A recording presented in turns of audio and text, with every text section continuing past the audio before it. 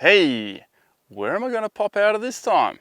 Ronnie Dale, Four Wheeling Australia. This video all about my 12-volt electrics in my Land Cruiser. I've had the Land Cruiser for 6 years now, as a lot of you may be aware of, and I've changed a lot of things. But one of the hidden changes you haven't seen has been the electrics. The aim of this video is to give you guys an idea on how you should maybe set up your vehicle.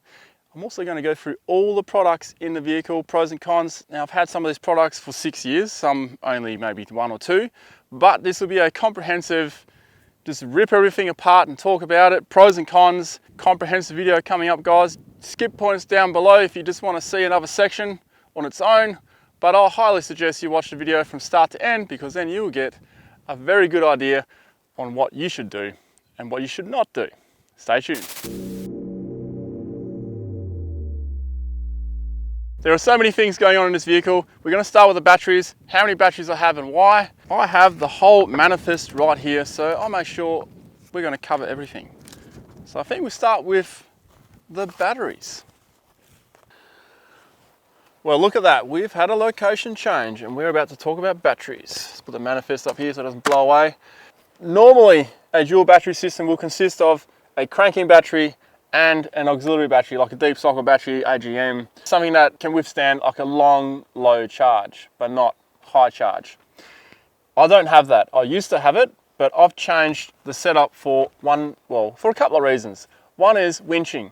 I like to pair 2 batteries with each other, so I've got more juice going to the winch. It'll inflict a lot less stress on the battery. The other reason is when I'm driving at night and I have all my lights on and I'm just putting around, idling around because it's low range, it draws 55 amps with all those lights on. In that case, if you are idling and you're drawing off one battery, your alternator will not actually keep up with it, because your alternator needs to be spinning faster to generate that power. And at idle speed, your alternator will not be generating enough power. So essentially, you are drawing on your battery as you're driving around with all your lights on. Let's take it up another notch. You're winching and you got all your lights on. That is a lot of stress on one battery. So therefore, I've got 2 cranker batteries, as opposed to a deep cycle and a cranker. Now, I do have a deep cycle battery, and it is in fact a lithium battery, and that is in the back. That is my 3rd battery. We'll get to lithiums. I'll touch on lithiums. Are they worth it? Are they not worth it? But for now, we're talking about how I set these 2 batteries up. Although these 2 batteries are kind of paired up, they are isolated.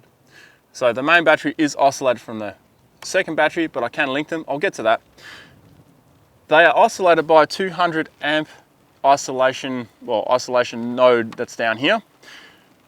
But I can jumpstart this battery from that battery by pairing them temporarily by pressing this button right here. It's a temporary switch. You hold it in, you turn the key to start the vehicle, and that then jumps the main battery.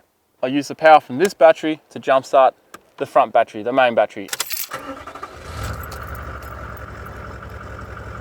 Make sure that you get that feature in. That is a very easy feature to do, and it should be part of all dual battery systems, but most accessory stores will not tell you about this and will charge you extra for it. It's worth getting, it's worth paying extra for. Another cool thing with this system is if I've parked up at a campsite and I want to preserve this battery, I don't want to drain the radio on this battery, I can hit this button, auxiliary override, this button. All of my accessories are now on the second battery. It deactivates the crank battery from the whole system, and everything is drawn off the second battery. My radio, my comms, charging ports, everything, it's all running off the second battery. So I can leave it on overnight, forget about it. Next day, I can still start the car because the main battery is disconnected. I can also pair these 2 batteries together for when I'm winching or when I'm driving with all my lights on. To link both batteries, all I have to do is press this winch button here, which links it. It in fact activates my winch and also pairs these 2 batteries. You can see over here even, the battery link is now on. That's the temporary switch we just talked about before. So if I turn it off, see? So that's temporary. This is how I can link it permanently. And this is on the PDM. This is a power distribution module. It's high tech, it's like smart wiring for your vehicle. This will be in a different video because this is so much to explain in itself. When I press this button, I've now linked both batteries permanently until I choose to deactivate it or turn the vehicle off, then I'll deactivate as well. And therefore, when I'm winching, it's not drawing everything off one battery, it's drawing off 2 batteries. Yes, I understand the power's coming from the alternator, but it's going through the batteries and then out. which can cause a lot of stress on your battery. This is how the batteries are charged. The main one is charged from the alternator, of course. The second battery is charged from the BC-DC, which is a 1225D. I'll break it down. The 1225 means it's 12 volts and it puts 25 amps into this battery at any stage. That's the most it can do. That's its capacity. D is for solar.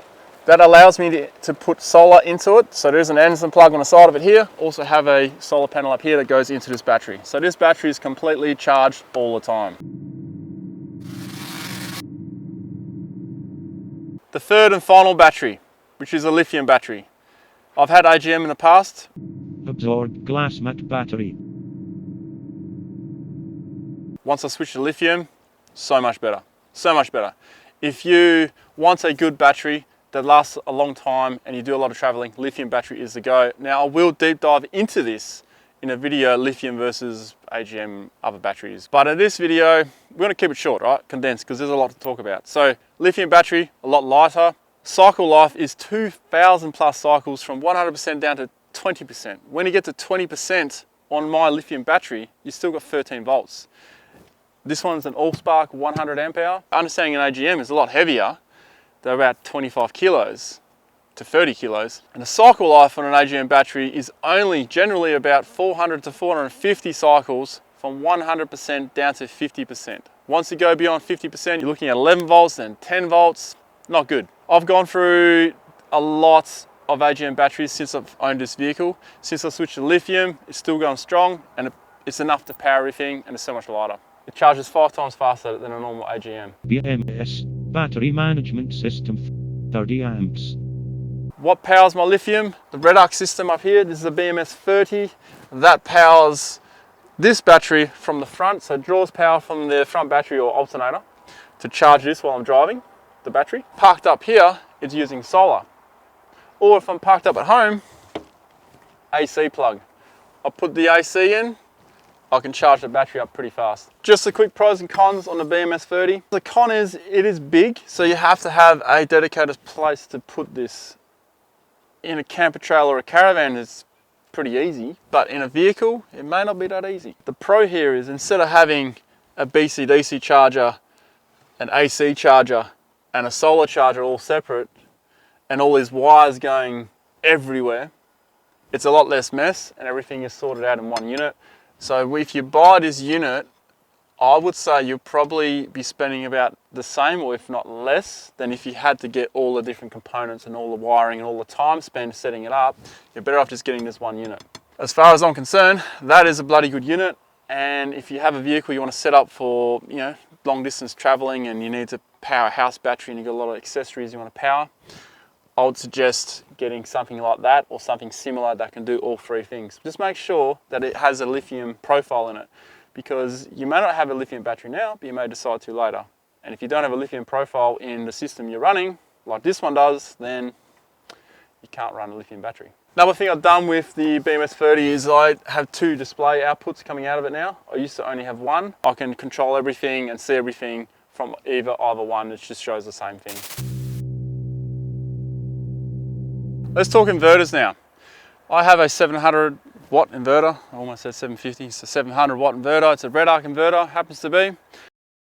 The power for the inverter comes in here. So it's behind there, comes out of this panel, goes into this box, and that's where I charge AC back to DC. And there's all the DC ports now, for your iPhones and cigarette lighter plugs. It's all here. I've had many inverters in the past, and to be honest, I find that most people don't need an inverter that's any higher than 350 watts. Unless you're going to start running coffee machines and all that kind of stuff, then you're talking 2,000 to 3,000 watt inverters, but then you are also needing lithium batteries and you need some serious power to run something like a 2,000 to 3,000 watt inverter. It's crazy amounts of power. One thing you should know about inverters, if you leave the inverter on, so the inverter's plugged in, but there's nothing coming out of the other end of it, it is still using power. It is still converting the DC power to AC power. You can actually drain your battery overnight. It's done it to me before. In a previous video where I discussed electronics, we're talking about inverters, and someone commented down below and said, why are you converting DC into AC only to put it back to DC? What he means by that is most of our camera chargers and most of our battery chargers, well, they convert the AC back to DC. So essentially what we are doing is we are taking our DC power, putting it through an inverter to change it to AC, and then comes back out of the inverter going into a charger like this, which then converts it back to DC. Why are we doing this? It's counterintuitive. So at the end of the day, you don't really need an inverter unless you're running a coffee machine and you're going up to the high output, because you're not going to get that in DC. That's all in AC. Instead of doing this with an inverter, why not just do that? Now I'm eating my own words here because I'm still using my inverter, and that is because most of my chargers are AC plugged. So at the end of the day, there is a lot of stuff you have to change, and I probably will do that in future. But for me, because I'm doing a lot of content creation and I have a lot of different gear that uses different chargers, I don't think I can get away from an inverter. But if I was a camper just like everyone else, 9 to 5 job, went out camping, I would not need an inverter at all. Just get DC powered items. Let's talk about solar power and the solar system that I have. Not that solar system up there, the solar system on the vehicle. Starting with the roof. We have two 80-watt panels on the roof. The front one powers the front auxiliary battery. You know, the second battery I got? That keeps it topped up. And that is the best thing that I've changed on my whole solar setup. All the solar power I've done, that's the best thing I've done, is that now that is getting constant charge. So when I leave the vehicle for a couple of weeks or stay at camp and I'm draining off that battery, I'm always charging the back one, but I'm never charging the front one. That has sorted out that problem. On the rear, another 80-watt red arc panel. This solely powers the lithium battery in the back. And I find that that keeps it going. Even with that fridge outside, that Engel, like on a hot sunny day, out in the full elements, that keeps it at 100% in here, and the fridge is still running sometimes. It's such an efficient fridge, but the way I've set this up is just perfect. That is one thing I'm not going to change. The solar is awesome, but it doesn't always go to plan with solar. When you're kicking around at camp for a while and we set up a base camp, we're charging a lot of gear, we're using a lot of electrical items, 80 watts is not enough sometimes. Therefore, I carry two blankets. This one here is an amorphous blanket. This is a 112 watts red arc amorphous blanket. Very expensive. I think it's up around the $2,000 mark, probably even higher, but it'll outperform anything on a day like today. So this is a winter blanket. This is usually the one I'll carry around without having to carry the big 200 watt. Even on a summer trip, if I want to cut down on weight, I just bring this one, because that is enough. Because when you add that to an 80 watt panel, you almost got 200 watts of power going in. So that's generally enough. So that's how this is powering the front battery right now. The BCDC 1225D, which is the solar input. But when it's a good sunny day, like bright sun, this panel kicks ass. This is a 200 watt all spark panel. And the thing I like about it is the fact that it has these. So it's kind of like a solar panel, but it's a solar blanket. Folds up to nothing, 200 watts. So when I pair that with the 80 watt panel on the roof, regardless if I'm charging the rear or the front, that kicks ass, man. If I'm going to base camp for a couple of days and I know it, and I'm going for a family trip and we're just bunker down at the beach, I will bring both and I'll plug them both in at both ends. I'm fully charged. That's my solar, pretty much in a nutshell. The plug for this is right here behind the spare tire. So that's how I can run that into the BMS, run that into the BCDC. Lots of solar. The only thing I might change with my whole solar setup, as I said, is really good. I don't really want to change anything. It's just the fact that I have to have the hood or bonnet open to plug that in. What I recommend is you have at least 10 meters. When we're at camp, we like to park in shade, right? shelter. That's one of the 5 survival things. So we always camp in the shade, or we try to at least anyway. And when we do that, we're putting our solar panels in the shade. So solar panels aren't going to help us much. And that is another reason to have solar blankets. Maybe even consider not putting solar panels on your vehicle. So if you don't want anything permanently fixed, because it's a waste of time for you, then just get a blanket.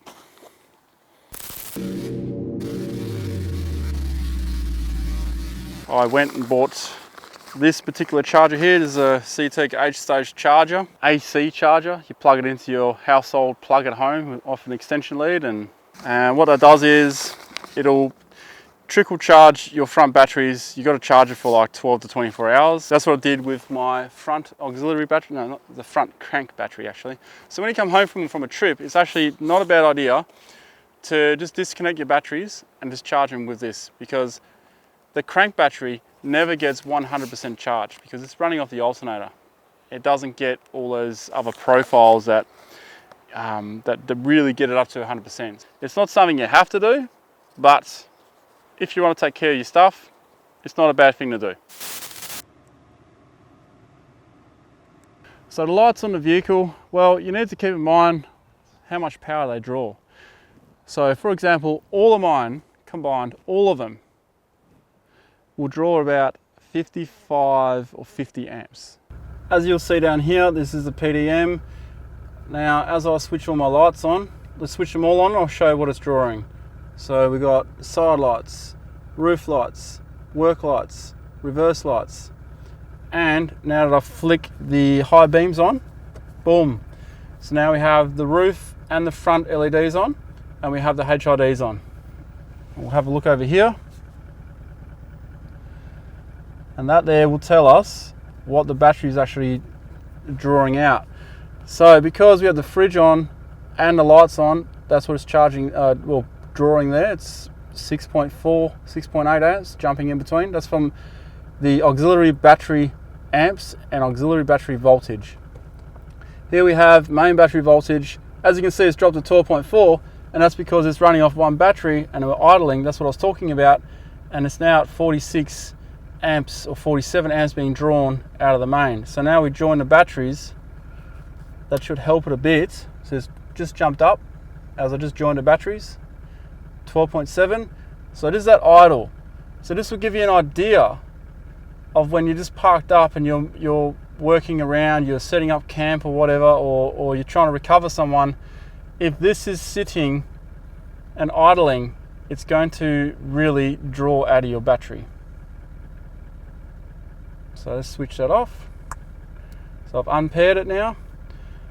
And now that I turn all the lights off, whoop, lights are off, auxiliary lights are off.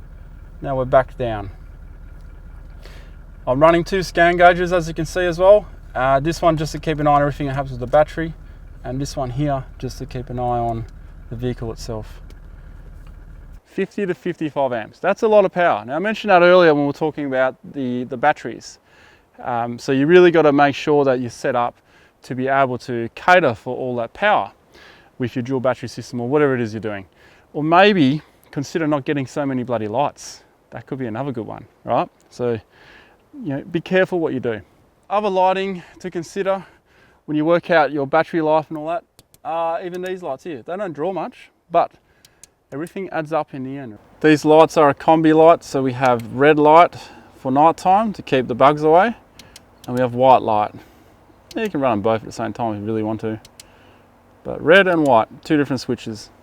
Same thing over here, so the red light will keep the bugs to a minimum, and the white light will give you a better light for cooking and seeing things, but will attract bugs if there are bugs around. That's pretty much all the lights that I have on my vehicle. I have 2, 4, 6, 8. I've got 8 rock lights on the cruiser. I've got the 2 spotlights, which are 2 lights in one, and then I've got the roof lights. Everything combined, 670 watts. There you go. That's what I'm running. And with my power system, that is why I run 2 crank batteries on the front, just to cater for all that. We're almost there, folks. Winches. I have 2 of those. We'll start with the real one. The rear one has an isolation switch underneath the bonnet, the hood. So right there is the isolation switch for the rear winch. So on, off. So I do have to open the bonnet to get to it.